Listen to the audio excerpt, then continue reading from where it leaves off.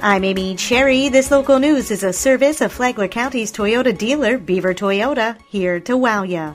It's Election Day in Flagler Beach. Residents are electing a new mayor. On the ballot are former City Commissioner Kim Carney and Susie Johnston, both who are real estate agents, and Home Inspector Pat Quinn. Just one seat on the City Commission is also up for grabs. Incumbent Eric Cooley faces challenger Paul Harrington, who's a general contractor and has run for the City Commission 3 times. The 66-year-old Harrington, though, was hospitalized in February and has not publicly addressed his illness. His wife, from whom he's separated, confirmed he underwent surgery to remove tumors in his brain. Harrington has not withdrawn from the race. Election Supervisor Katie Lenhart. The polls will be open from 7 a.m. until 7 p.m., and there's only one polling place in Flagler Beach for this election. That's at the Flagler Beach City Hall in the Commission Chamber Room, and that's on South 2nd Street, 105 South 2nd. So if you live within the city limits of Flagler Beach, don't forget to vote in this important local election. It's also Election Day in Beverly Beach, where 4 races, including the mayor's race, remain uncontested. By the end of the day, the city will have 2 new commissioners.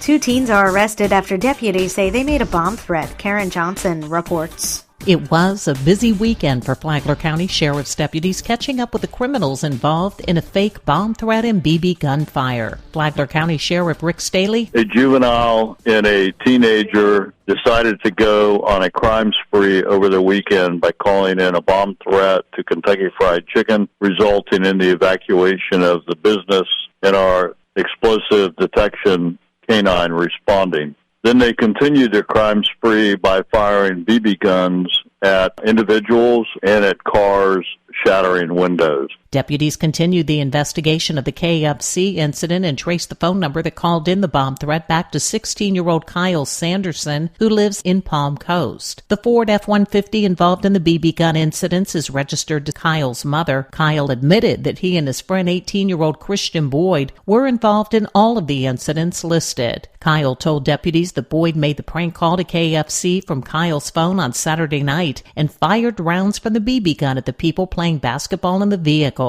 I hope the courts deal harshly with both of these individuals, as this could have ended in a real tragedy. For Flagler's Morning News, I'm Karen Johnson.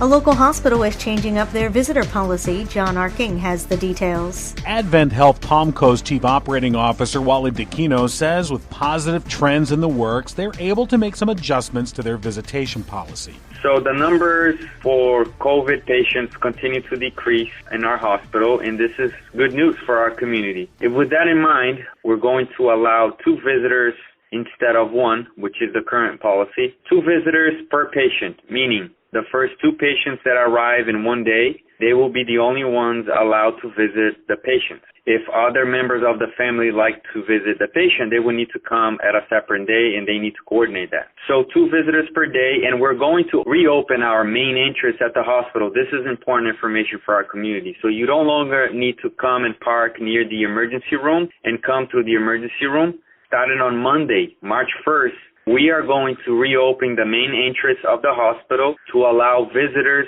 to come in and see their loved ones in our hospital. DeCino says another positive trend is an increase in the numbers of patients coming into the hospital for routine diagnostic procedures, which had dropped off when COVID first hit. He says this will help them provide treatment for the public sooner rather than later, which is always the desired outcome. From the WNZF Newsroom, I'm John Arkin. Work is wrapping up on a major renovation at Flagler Executive Airport. Julie Murphy, Flagler County's Public Information Officer, says closures over these next 2 weeks will be required to finish the runway rehabilitation project. There's some critical infrastructure work that has to be done. We're going to have to close the airport for a couple of days for safety reasons. It mostly affects our flying community and the tenants, but there are a lot of people who use the airport like to fuel up or even just to come and have lunch with hijackers. We want to let people know that there might experience some inconvenience over the next couple of weeks. The project cost nearly $9 million, paid for by Federal Aviation Administration and Florida Department of Transportation grants.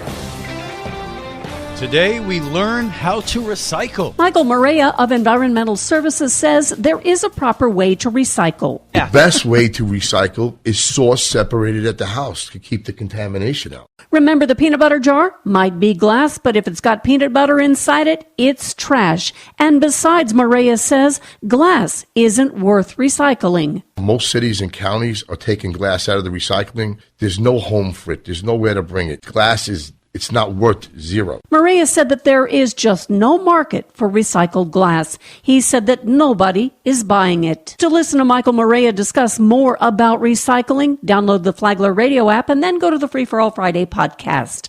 Tomorrow, what happens if the recycling is contaminated? From the WNZF Newsroom, I'm Deb Albertson. And now you're up to date on Flagler's morning news. I'm Amy Cherry.